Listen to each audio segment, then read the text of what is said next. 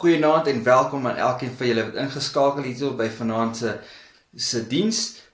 Die diens word waargeneem deur leraar Lawrence Byrne en ons wil net elkeen van julle wat ingeskakel het 'n grootlike hartlike welkom hierso by ons vanaand. Mag julle elkeen 'n ryke seën ontvang en mag julle werklik die teenwoordigheid van God by julle voel. Voordat ons begin, gaan ek julle almal uitnooi om julle oë te sluit waar julle is vir 'n openingsgebed. Ons almagtige Hemelse Vader, liewe ons dankie dat ons elkeen kon ingeskakel het reg rondom die wêreld. Liewe ons dankie vir die voorreg van tegnologie waar ons dalk nie in persoon by mekaar kan sit en die geselskap en die gemeenskap kan geniet van 'n kampvergadering, maar liewe ons weet dat alle dinge 'n doel het en liewe ons weet ons tyd hier op hierdie aarde raak min, maar liewe terwyl ons in hierdie tye inbeweeg, mag ons weet dat U nog steeds by ons is, dat U ons rig en ons lei en mag ons altyd in U vaskleef. Weer waar ons nou gaan luister na leraar Lawrence Byrne wat vir ons 'n spesiale boodskap gaan gee. Liewer mag U in hom en deur hom gesels. Mag ons werklik U stem hoor na ons roep. En liewer mag ons ag gee op U roepstem. Mag ons weer terugkom na U na U vleuels toe. Mag ons onder U rus en mag ons die vrede en beskerming ervaar wat U daar vir ons geplaas het. Mag ons elkeen 'n ryke seën ontvang, is my gebed in Jesus naam alleen. Amen.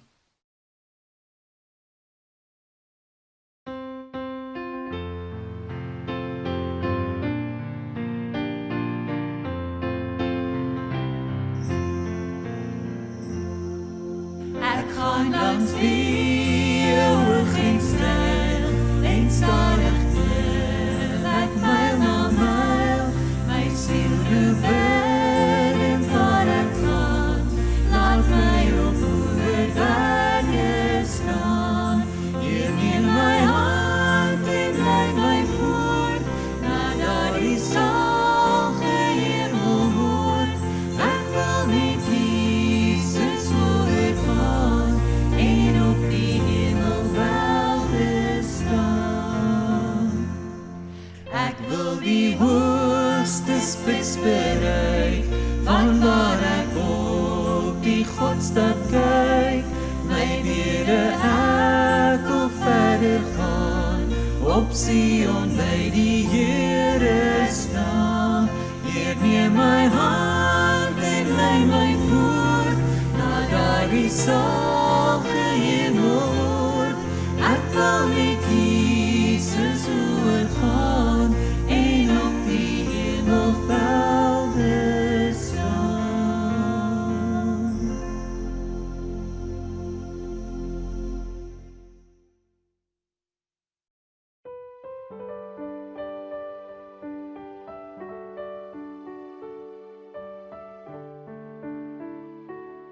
You are beautiful beyond description, too marvelous for words, too wonderful for comprehension, like nothing ever seen or heard.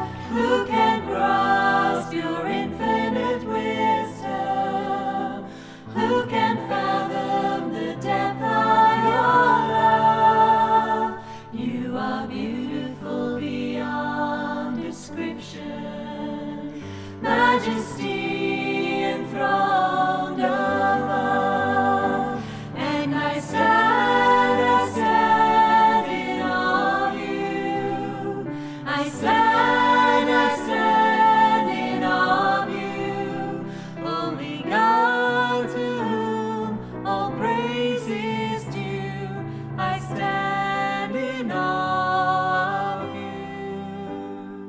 You are beautiful beyond description, too marvelous for words, too wonderful for comprehension, like nothing ever seen or heard. Who can grasp your infinite wisdom?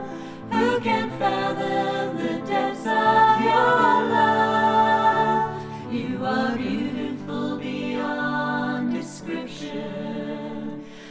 majesty enthroned above.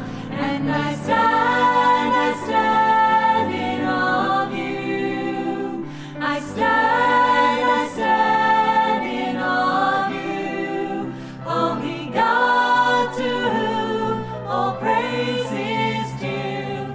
I stand in awe of you. I stand in awe of you.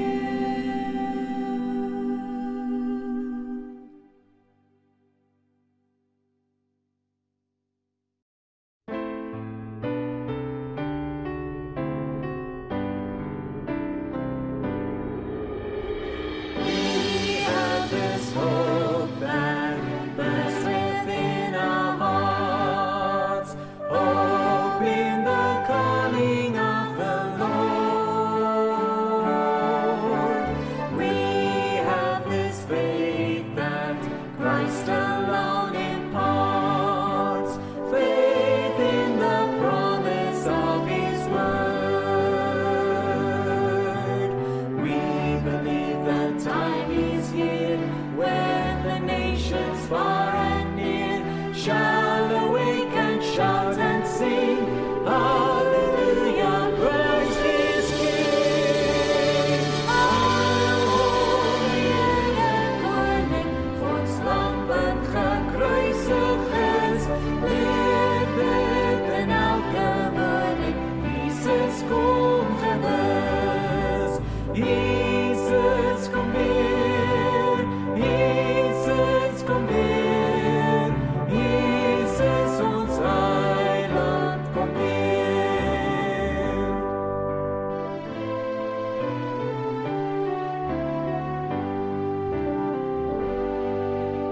We are united in Jesus Christ our Lord.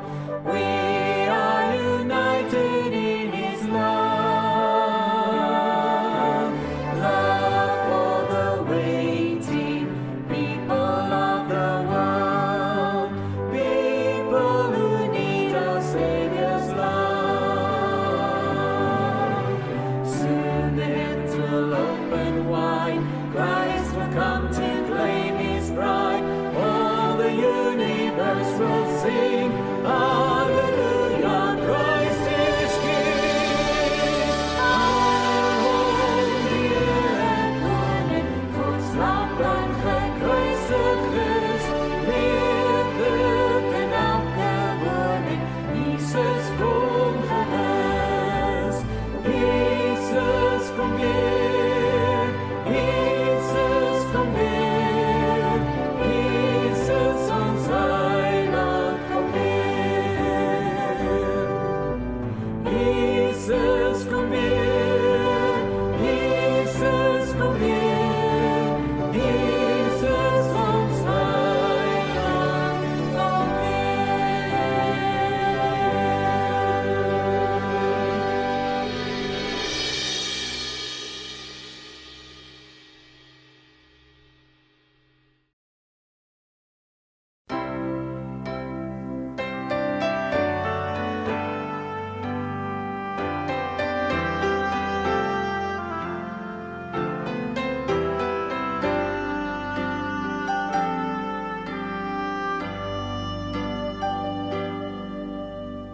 God and God alone created all these things we call our own.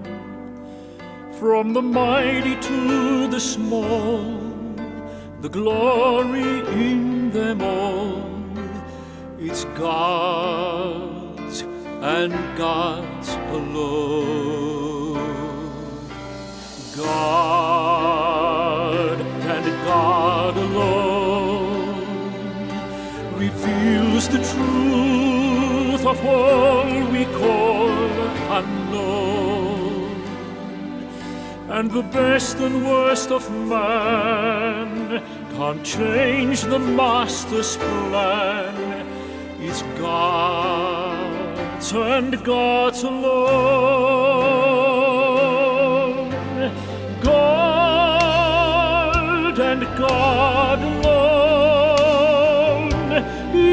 fit to take the universe's throne.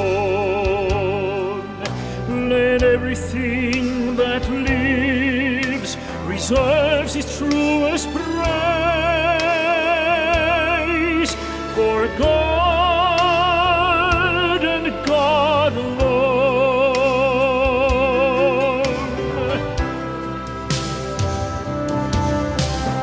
God and God alone will be the joy of our eternal home. He will be our one desire. Our hearts will never tire of God and God alone. God and God alone is fit to take the universe's throne. Let everything that lives reserves its truest praise for God and God alone. God and God alone is fit to take the universe's throne. Let everything that lives reserves its truest praise for God and God. Let everything that lives reserves its truest praise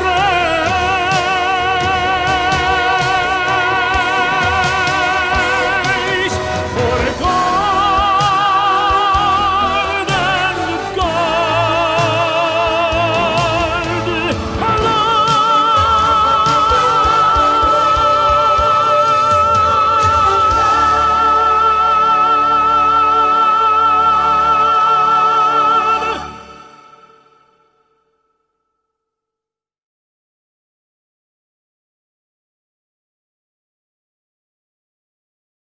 Ek wil graag hemel toe gaan om saam met Jesus te wees en van aangesig tot aangesig met hom te praat.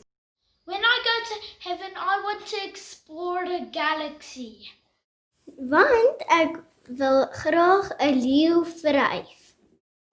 I honestly cannot wait to meet my creator and ask him all the questions I've been wondering my whole life. And to be completely honest, I cannot wait to feel peace with him. Okay, so ek wil hemel toe gaan om vir ewig by Jesus te wees. Maar ek glo die hemel begin ook wel nou. Want Jesus is in my lewe en die Heilige Gees lei my nader aan God. So hemel kan wel nou begin, alhoewel ons in so 'n wêreld is wat ons hartseer en seer bring. So, my ding is, ek wil hemel toe gaan, maar ek glo hemel begin nou. Ek wil graag hemel toe gaan om vir Christus te ontmoet, aangesig tot aangesig, om die wonderlike liefde te ervaar wat hy vir ons in sy woord te kenne gegee het. 'n Wonderlike plek om na uit te sien. Daar seker 1000 redes waarom 'n mens graag hemel toe sal wil gaan. Maar een van die wonderlikste ervarings vir my sal wees om die ewigheid saam met al my mensies te kan deel. En dan eendag alleen by die voete van die Here te sit met 1000 dankies wat hy in die stilte uit my hart sal hoor vir die kruispad wat hy vir hierdie sondaar gestap het.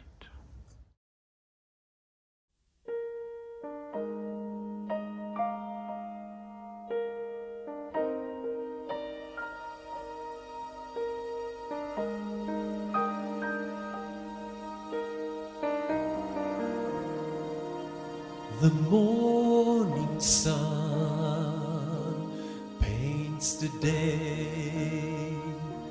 The waiting shore welcomes the waves. The wind and trees new songs create, all to bring you glory.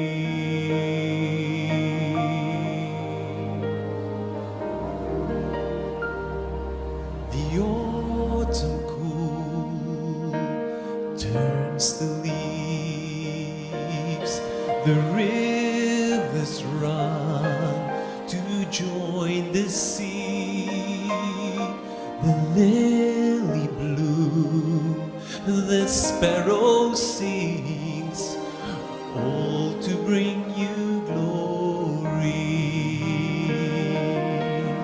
So how much more can I tell of who you are, when jealously you sought me out and won my heart?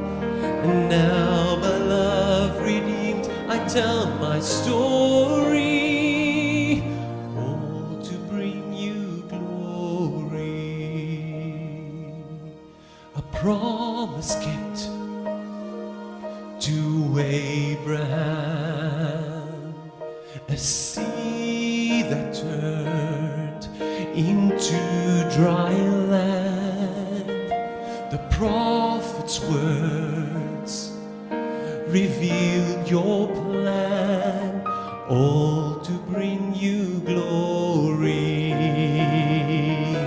Across the world, the nation sings, by mercy healed, by grace set free, and all for you, beautiful King, all to bring you glory.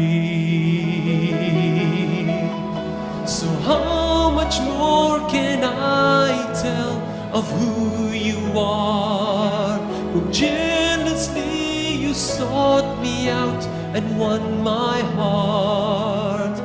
And now, by love redeemed, I tell my story, all to bring you glory. For from you and through you and to you are all things. Oh, glory, glory.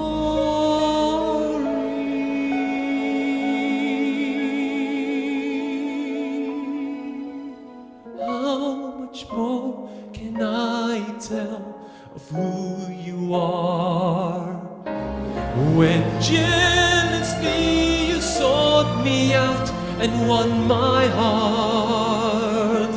And now, by love redeemed, I tell my story, my story,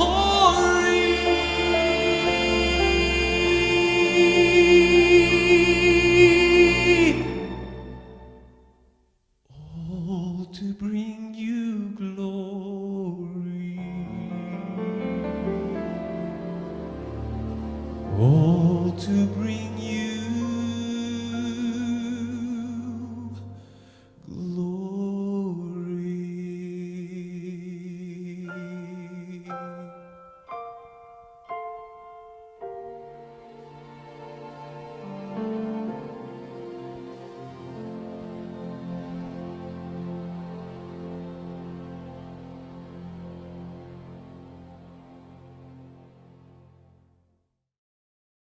Goeiedag, welkom by Drakensberg kampvergadering. Dit is my absolute voorreg om vandag vir Lawrence Byrne aan u voor te stel, my eie bloedbroer neef. Ja, hoe ons by mekaar uitkom as familie is 'n lang storie wat ek nie nou vir julle gaan vertel nie, maar ons is familie, of dit nou is deur bloed of nie bloed nie, of deur Christus, ons is familie. So, Lawrence Byrne het groot geword hier in Pietermaritzburg, hier in Suid-Afrika. En hy het daar skool gegaan tot met graad 7 en toe het hulle na die Kaap verhuis, waar hy toe sy skoolloopbaan klaargemaak het op Helderberg College. En dis ook waar ek vir Lawrence beter leer ken het, was op Helderberg College. Hy was ook net 'n rukkie daar, dog ek het 'n goeie vriend ontmoet en familie, maar toe is hy weg Verenigde State toe, want hy het gevoel deur 'n roep om vir sendingwerk en hy wil meer opleiding kry in sendingwerk. So hy het na die Verenigde State toe gegaan. Daar het hy by Weimar College gaan studeer en sy teologiegraad daar klaargemaak. Nadat hy sy graad klaargemaak het, is hy geroep na die Roseville 70 Adventiste Kerk om as jeugpredikant daar te werk. Daarna het hy 'n paar sendingreise gehad na verskeie sendingstasies toe, waar hy ook 'n diepere begeerte gekry het vir sendingwerk. En sendingwerk is absoluut sy passie om siele te wen vir Christus, vir al die wat in die onbereikte gebiede is. So, in hierdie hele sending, het hy nog meer sendingwerk gedoen, en hy het sy vrou ontmoet, Lois Leno. En dit is toe hulle natuurlik nou afgehaak het, en hulle het getrou, en hulle het nou 2 pragtige kinders, Ruth, wat nou 21 is, en hulle het vir Jonathan, wat nou 19 jaar oud is. So, nadat hulle getroud is, het hulle na Andrews Universiteit toe beweeg, sy rigting, en dit is waar hy toe sy Master of Divinity voltooi het, en nadat hy dit klaar gemaak het, is hy aangestel as die campus direkteur vir die studente by Andrews Universiteit. Na 6 jaar wat hy by Andrews Universiteit gewerk het, is hy gevra deur Adventist Frontier Missions om by hulle te gaan werk. So hy het toe daar begin werk en tans is hy die opleidingsdirekteur van Adventist Frontier Missions. Nou, sy werk is om jong mense en enige iemand, jonk of oud eintlik, op te lei om op die einde van die dag gereed te kan wees om uit te gaan in die sendingveld en om die werk te gaan doen in die sendingveld. So, Lawrence Byrne, soos ek hom ken, soos ek hom al gesien het, soos hom al baie kere gebruik in ons bediening, veral hier so by Abundant Life, om juist met ons jong mense te werk, met ons jong mense te gesels, is 'n entoesiastiese, geesgedrewe spreker, wat inspirerende boodskappe kan bring om ons jong mense en ons mense entoesiasties te maak oor die werk van die Here. Sy passie is dit wat die opdrag wat die Here vir ons gegee het, om disippels te gaan maak en uit te gaan en om mense na Christus toe te lei. Hy is ook baie geïnteresseerd, of hy werk ook baie hard, en hy spesialiseer daarin in konflikhantering, en interpersoonlike uitdagings. Wel, dit is Lawrence Byrne, en ons wil vir hom baie dankie sê, dat hy ingewillig het om in hierdie besige tyd waarin hy heiliglik is, juis met opleiding van die sendlinge, 'n tydjie afgeknyp het, om vir ons 'n boodskap te bring, van hoop, liefde en genade van die Here, in die tyd waarin ons lewe. Lawrence, baie dankie, en mag elkeen van ons nou 'n goeie en geseënde tyd in God se woord hê. Amen. Hello, my name is Lawrence and I work for Adventist Frontier Missions. And I would like to share just a little bit of a thought with you on the topic of the second coming of Jesus and looking at it from maybe just a slightly different angle. And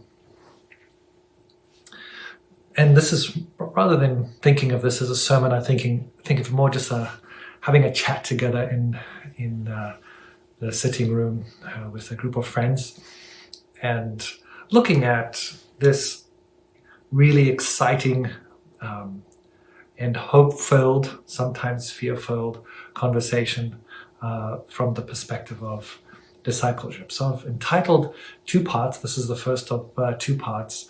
Entitled this conversation, Make Disciples, Jesus is Coming. And The reason for that is that as I think about disciple making, and or actually as I think about the second coming, and the kind of the sermons or conversations or discussions that often happen around the topic of the second coming, it's often got to do with topics like the judgment, or the signs of the end of the age, or making sure that we're ready when Jesus comes.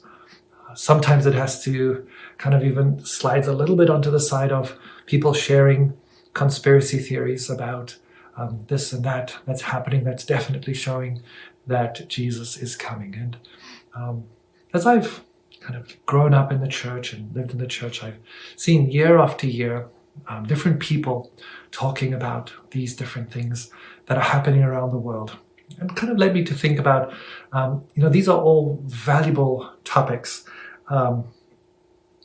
and definitely important angles to look at, being prepared for Jesus coming and knowing what the signs are, and understanding, that Jesus is coming to bring us hope and to end the suffering that we have here. Understanding all of that, I think, is important. But I've wondered, as you look at history and you think of all of the horrible things that have happened throughout history, how every generation, as they have suffered and struggled, has wrestled with and wondered if this might be the signs that Jesus was coming. I think of the potato famine amongst the Irish, just a horrendous social catastrophe where thousands of people were dying, and I wondered about that. Definitely the First and Second World Wars were ominous times, and definitely, I think, gave people pause to wonder if Jesus might be coming really, really soon. And we could look at other major events that would be catalysts for people to ask this question. Now, there's certainly things happening in our season which we must keep our eyes open to, and must listen to the wise counsel and advice and warnings of those who are teaching us, so as not to deny that we might, and we definitely are, closer to the second coming of Jesus now than we've ever been, and that there are extraordinary things happening locally and globally that point to this, the need for us to be vigilant and to work hard. But I would like to maybe look at this question and invite you to join me as looking at this question through the lens of discipleship. And here's how I'd like to do that.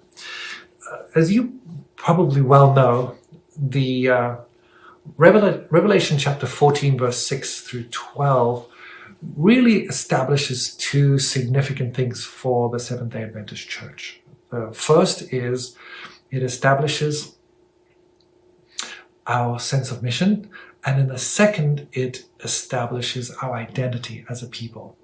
So we've got mission and identity, and of course you've got three angels, and the three angels kind of define our mission.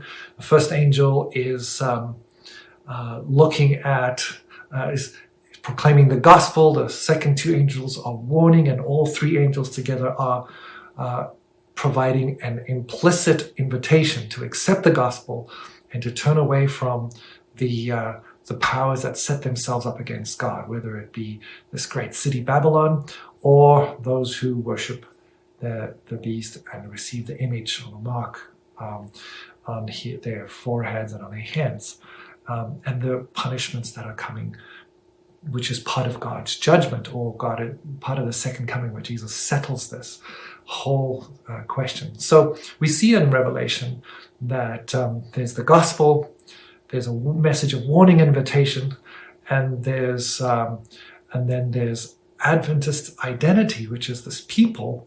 At the end of Revelation chapter 14, verse there, right around verse 12, it says, "This calls for the patience of the saints," and then there's these two identifying markers that obey the commandments or keep the commandments and have the faith of Jesus, or have faith in Jesus.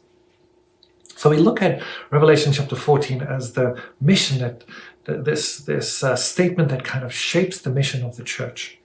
And the question that I would like to raise to you is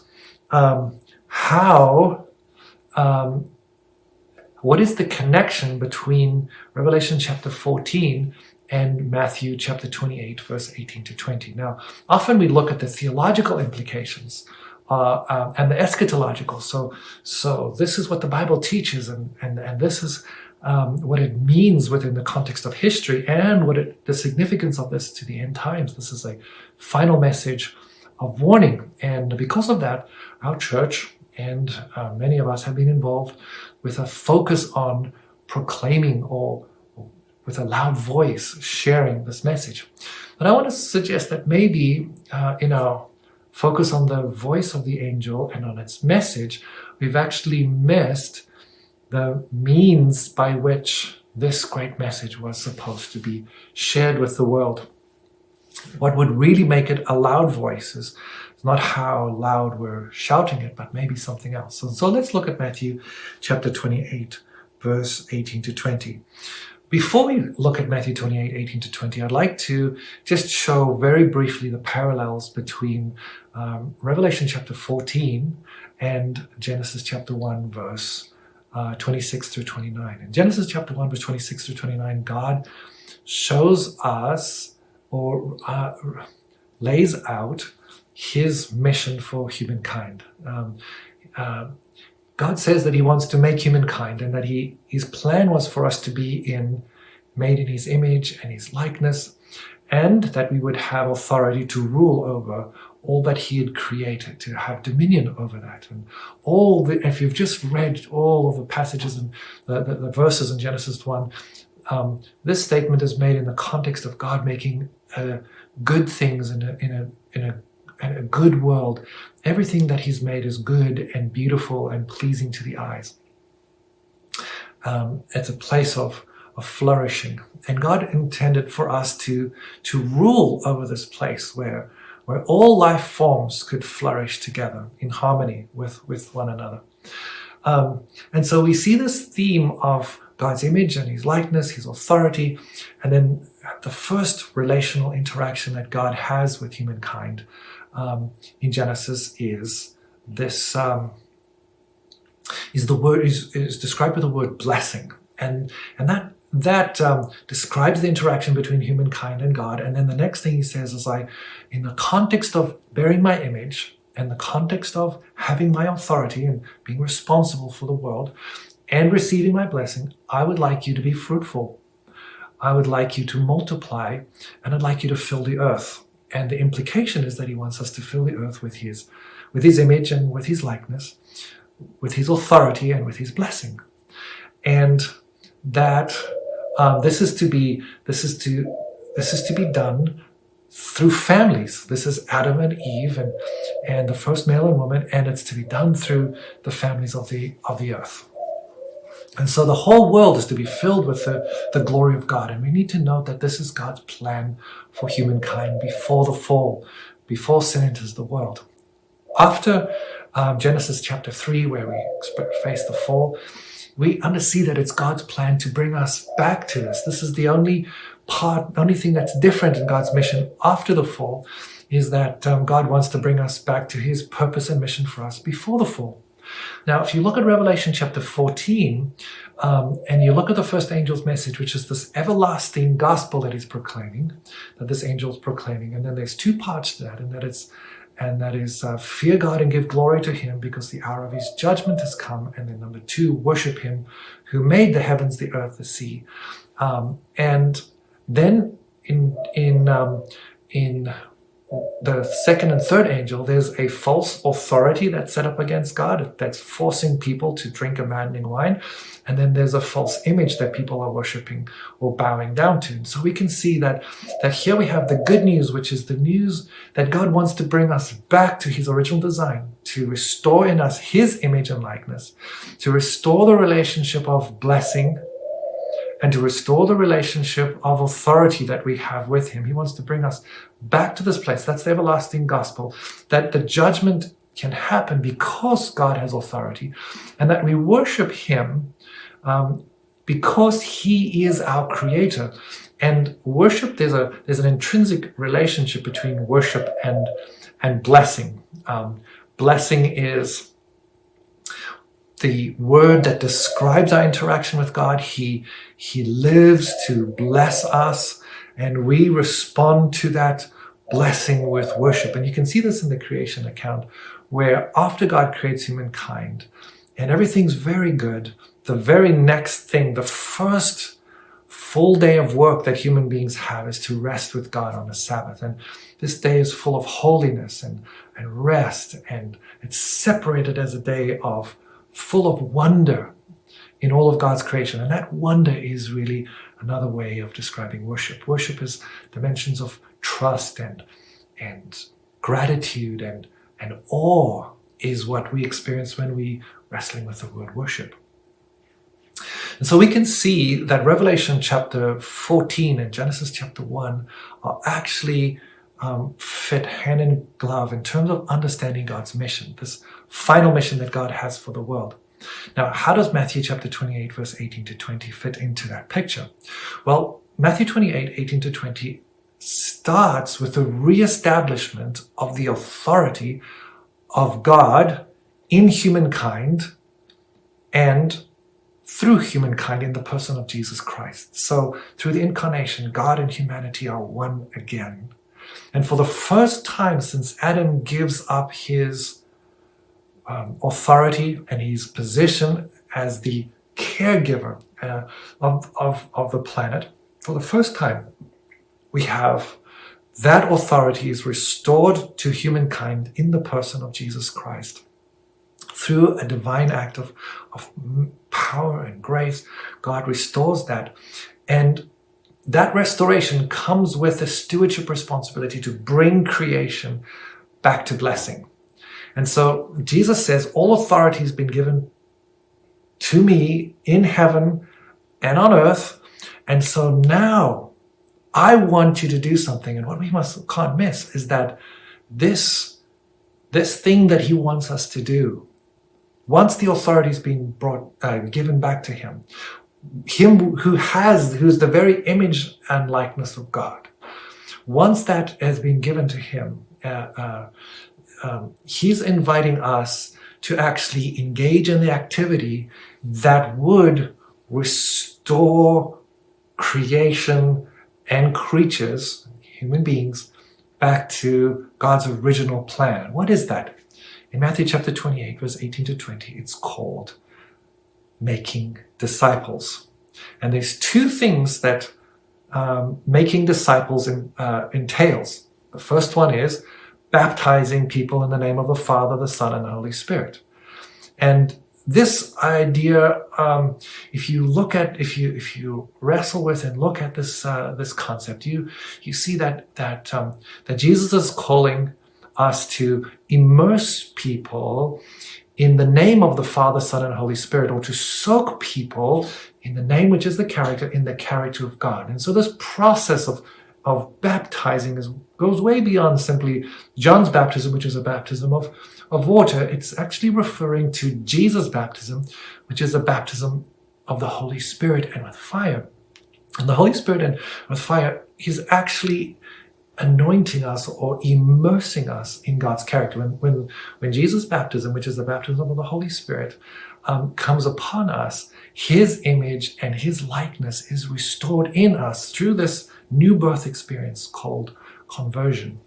And so the first part of disciple making is actually to soak people and to restore God's image and his likeness. And then the second part is to teach people to obey everything that he's commanded. Now, if you can look carefully and you can see that we're restoring image and likeness of God. And so back to Revelation chapter 14, if the image and likeness of God are being restored under the authority of Jesus Christ, this is literally the message of the first angel's message.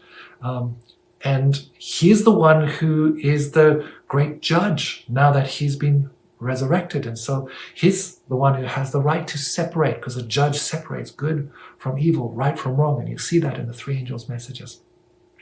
And the restoration of the image and likeness of God in us is what separates us coming out from the authority of Babylon and rejecting the worship of the false image and likeness is what brings us into this relationship with God again through Jesus Christ. So restoring that and then teaching obedience.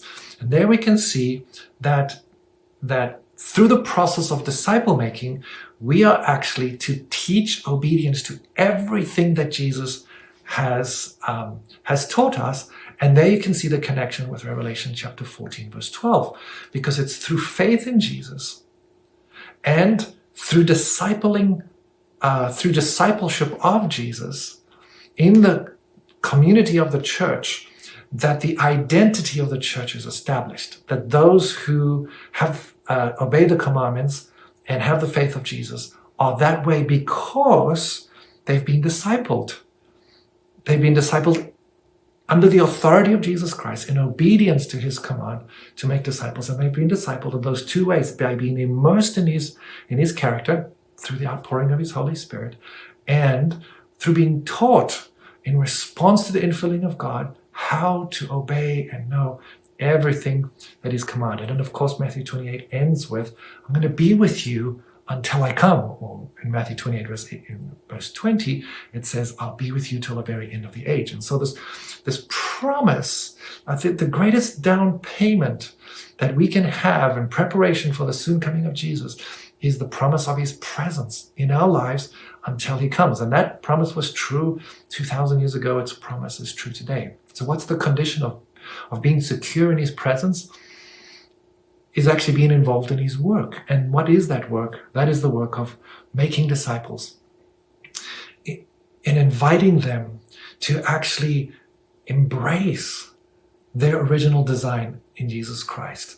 That is to come back to a relationship of blessing. Now, if you look at the Great Commission, you see that there's multiplication built right into it. Why? Because Jesus makes a command in the Great Commission, of course, that is to make disciples. If you studied the Greek, you see that the command to make disciples is right there. When Jesus says, go make disciples, there's a command. And then it says we need to teach people to obey everything he's commanded. Well, one of the things that he commanded us was to make disciples. And so we can see that the ultimate expression of teaching obedience is not just keeping the Sabbath and not just eating healthfully.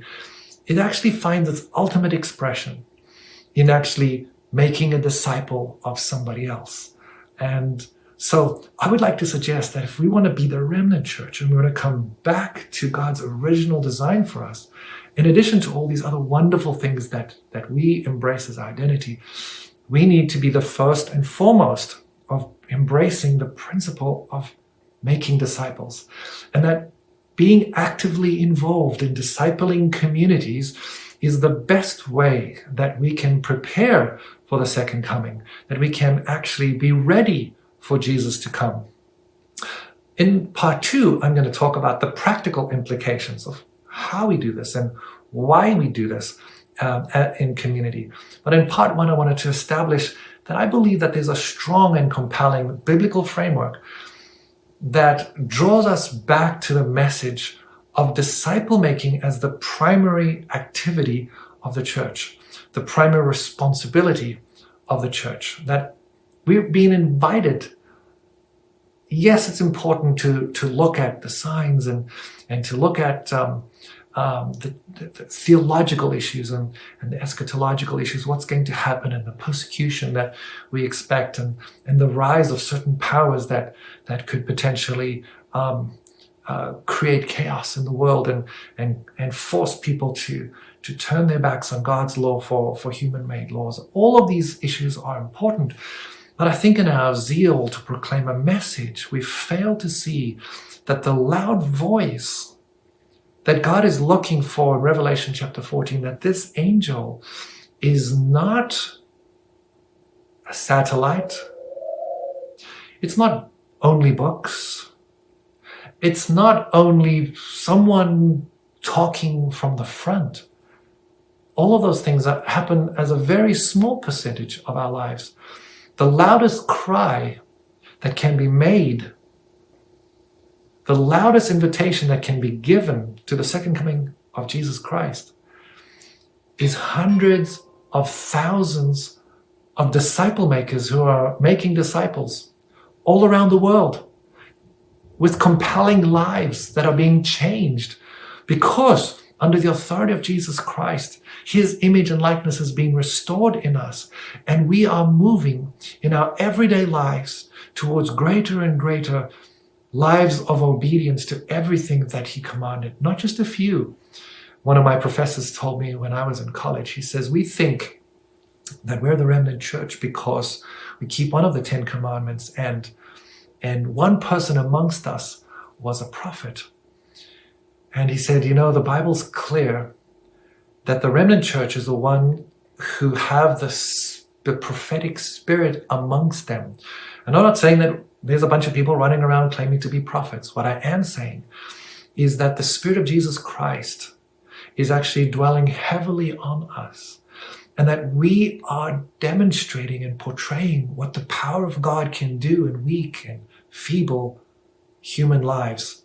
And through that awesome experience of the power of God working in us and through us, we are proclaiming much more than just the Sabbath rest. We're proclaiming what it is like to live under the blessing of all of the obedience to God, because there's a beautiful connection between blessing and obedience. And so I want to suggest that maybe one of the greatest signs of the end is the reawakening of a disciple-making movement.